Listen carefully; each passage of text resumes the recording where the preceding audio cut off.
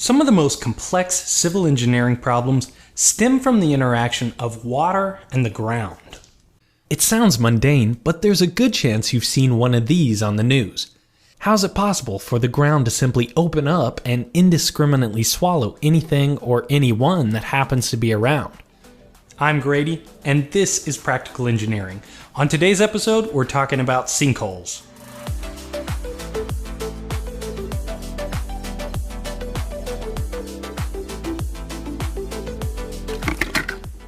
This video is sponsored in part by Blue Apron. More on that later.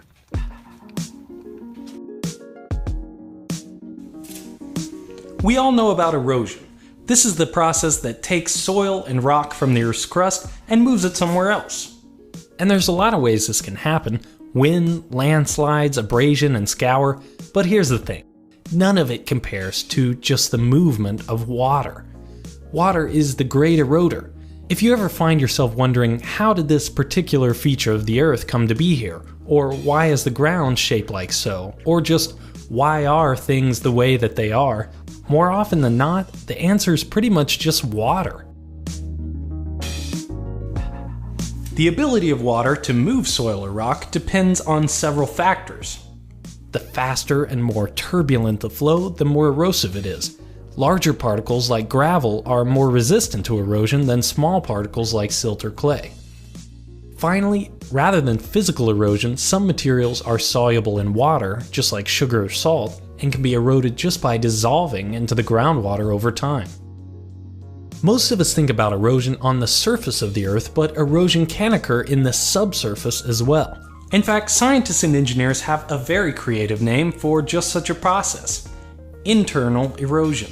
If just the right factors come together in the subsurface, some very interesting things can happen, including sinkholes. But let's look at a non-erosive example of groundwater movement first.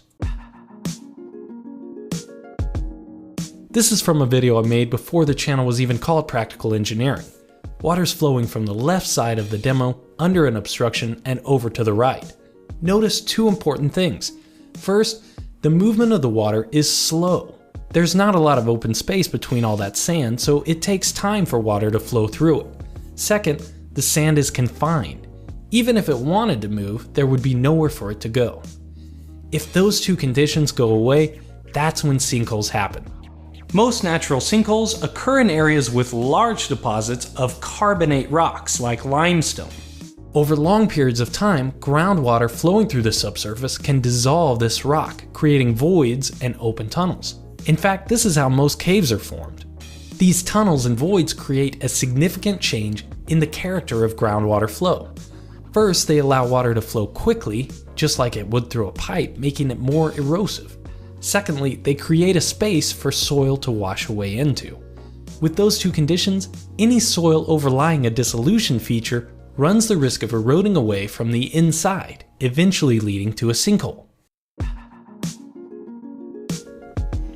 But not every sinkhole is formed through natural processes. In fact, many of the most famous sinkholes in recent times have been human-created. Just like a cave dissolved into the bedrock can act like a pipe and allow groundwater to carry away soil, an actual pipe can do the same thing. And actual pipes aren't limited to areas with specific geology.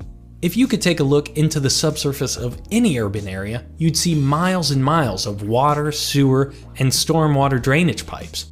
Unfortunately, we can't see into the ground, so I built this demonstration so we can see for ourselves how this works.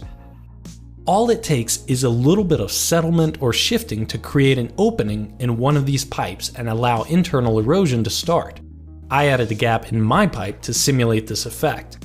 Water moving through this pipe is able to dislodge the adjacent soil and carry it away. Notice there's no signal on the surface that anything is awry. As more soil is washed away, the subsurface void grows. Depending on all those soil properties we talked about earlier, this process can take days to years before anyone notices. Many of our subsurface utilities are placed directly below roadways, and the paving often acts as a final bridge above the sinkhole, hiding the void below. It's only a matter of time before everything above is swallowed up. Sinkholes aren't the only problem caused by internal erosion. A specific type of internal erosion called piping is the most common cause of failure for earthen levees and dams, including Teton Dam in Idaho, which killed 11 people and caused billions of dollars of damage when it failed in 1976. Maybe I'll build a piping demo someday for a separate video.